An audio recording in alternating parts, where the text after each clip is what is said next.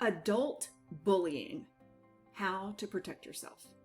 You'd hope that by the time people grow up into adulthood, they let go of toxic patterns like bullying, but unfortunately, not everyone is on the personal growth path like you are. Obviously, that's why you're here on GILD Coaching's YouTube. So we have to take matters into our own hands, and understanding that we can't change the actions of other people, sometimes we have to come up with some alternative outside of the box solutions, not only to hopefully make an impact and cause the behavior to discontinue, but to protect ourselves. That's number one here today. The whole focus is for you to be protected, not just your physical self protected, but your mental and emotional health as well. There's one huge mistake that people make when it comes to adult bullies, and that is not doing anything. We've heard that advice, and that advice sucks. Oh, just ignore the bully and maybe they'll go away. They only want to get a reaction out of you. Anybody who gives, I just heard that advice at my daughter's school recently, and I'm like, that's the worst possible thing to say. It doesn't go away when it usually doesn't go away if you just ignore it. So don't ignore it and suffer silently. That will only damage your long-term mental health. So today I'm going to go through several things that you can do. I'm not promising that the bully's going to change their behavior, but I am promising that if you follow this in the ways that I'm helping you out by instructing you today, then you can bolster and strengthen your own mental health so that it won't impact you as much. It won't cause that stress spike. It won't cause that raise in anxiety that can cause all sorts of different health problems, and you will have a happier and healthier life, which is the whole reason we are here. So thanks for joining us. Before we get to all of that, please check and see if you're a subscriber here. And if you're not, click that subscribe button and the little bell so that you get notifications when we drop videos like this to help you solve real-time, real-world problems and live a happier life. I'll be right back. GILD Coaching. More success, less stress. My number one priority for you in dealing with this bullying situation that you're going through is your safety. Always think of your safety first. And that means letting other people know what's going on. And if you're in physical danger, contact anyone who's in charge of the area where it's happening. If it's at your office place, HR, or your boss, your supervisor, law enforcement, contact your own legal representatives, any help organizations. Make sure that you are physically safe. Now, if you choose to deal with this on your own, if it's not that type of a situation, or unfortunately many companies don't have resources and can't or won't go out, step outside the box a little bit and help you solve this issue, then there are some additional strategies that you can employ. First being, avoid as much as you can. Now, I just said don't sit there and suffer silently. This is not the same thing. Don't suffer silently. Let anybody and everybody who's in charge or in a supervisory role, or anybody that you think can help you know what's going on, how it makes you feel, how it impacts your health, like really be detailed.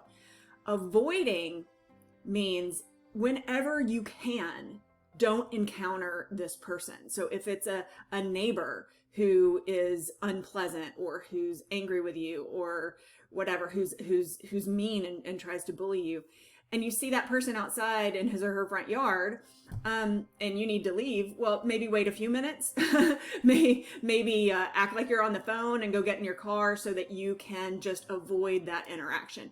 Be creative with ways to not have to interact with the bully. That's going to reduce the bully's availability or your availability to the bully. It's going to reduce the bully's access to you if you're thinking of creative ways to avoid this. Now, this isn't running away.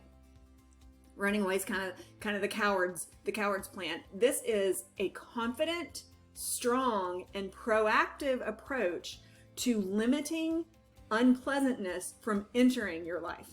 Okay? Some people may say this is running away and that's cowardly. Nope.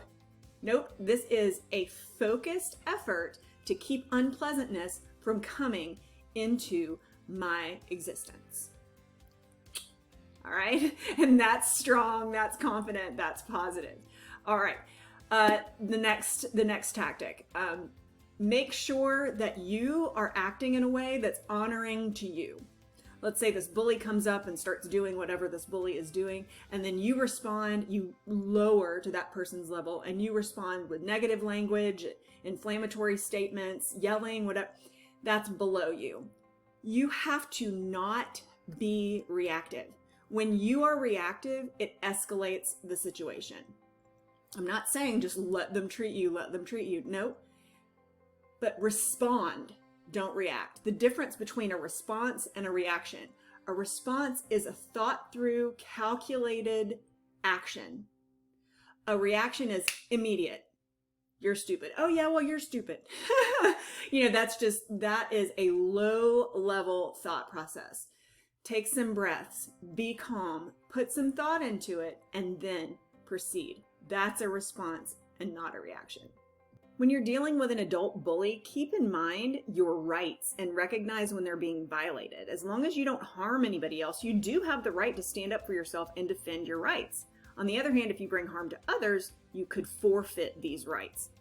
What's on your screen right now are some fundamental human rights: to be treated with respect, the right to express your feelings, opinions, and wants in a respectful way. You have the right to set your own priorities, your own boundaries. You have the right to say no.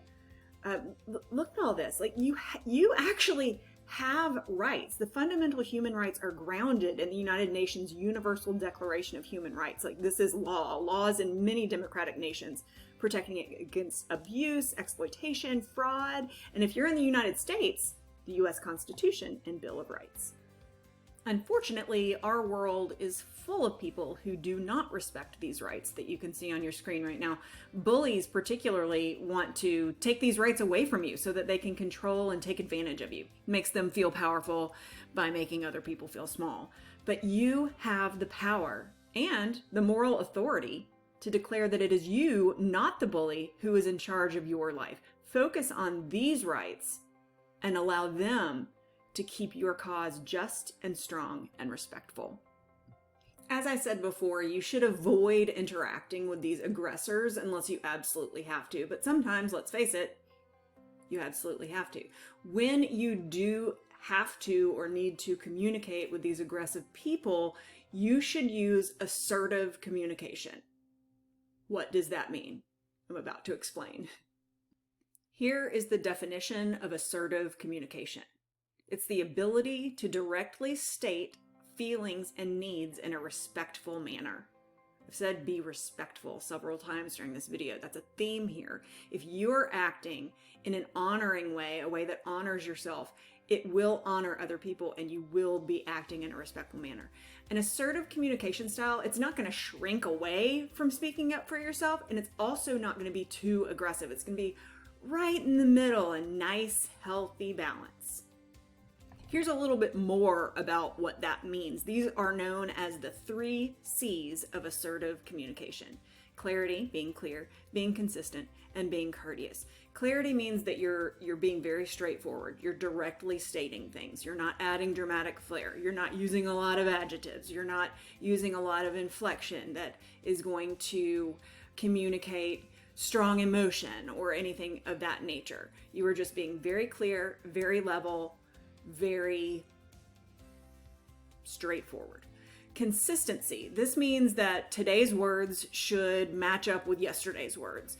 If today's words don't match up with yesterday's words, there needs to be an explanation about that. I've changed my position on this because boop, boop, boop, and here is my new position. If you change, if you're inconsistent, if you change what you're saying without explanation, you're not going to be credible. So just make sure that you have that consistency. And sometimes things do have to change, but it has to come with an explanation if it does. Also, here's that respect again. That's what the courteousness is about. You need to communicate in a respectful manner that's not judging or assuming that just because someone has treated you poorly in the past, you know that they have ill intent right now as well. They might, but enter the communication with a clean slate so that your energy, so that your communication isn't colored in a negative way. This next one is specifically not limited to, but specifically for people who feel as though they're being bullied in the workplace. I used this with a boss who had very much a bullying management style. I didn't completely dislike the guy, but he really liked to strong arm people, and he would say something in a meeting and then totally go a different direction without saying anything to anyone, and then he'd come and just bite your head off for actually following his first instructions, and you'd be like, but I did what you said. So I adopted this tactic and it worked like a charm. You need to formalize your communication. When it's verbal and it's all in person and it's me and you, there's no proof, there's no tracking. It's not like you're wearing a recording device. It's not like, you know, somebody's always going to be there to witness and stand up. Okay, so formalize your communication.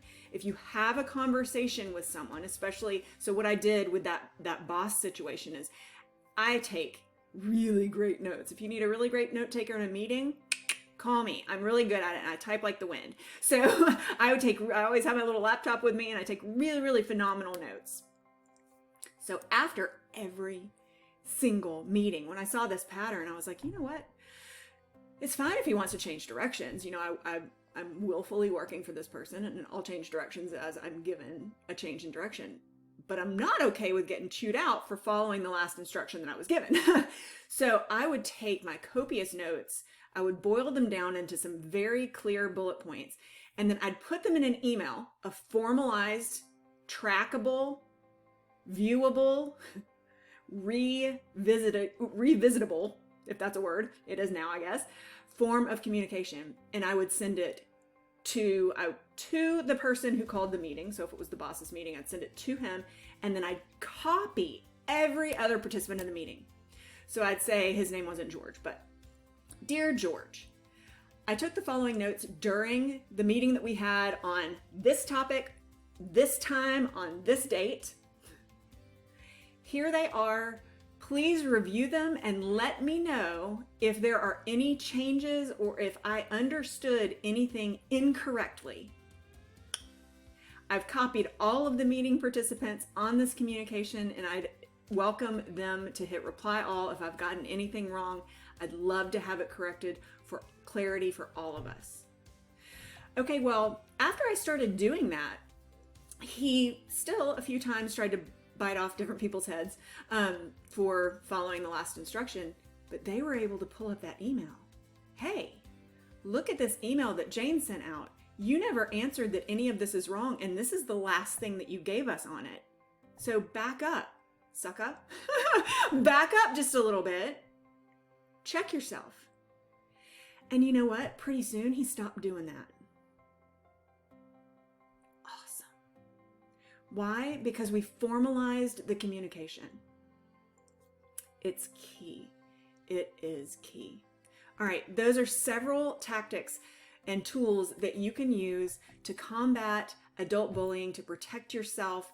If this video has been of help to you, give me a thumbs up. If you'd like to reach out to us for help, for individual help, if you say this was not any help to me, I have a different situation, you didn't cover it, please email me, jane@gildcoaching.com. Put in the comments down there, hey, reach out to me, leave me your email address or whatever, and we will get in touch with you. I would love to have a session with you and listen to your individual situation, your individual concerns, and come up with something custom that will work and fit your situation. It's why I'm here. It's what I do. All right, fantastic. If you didn't already, please check and see if you're a subscriber here, and if not, click that subscribe button and the little bell so that you'll get notifications the next time we drop a video like this to help you live a happier, more successful, low stress life. See you next time.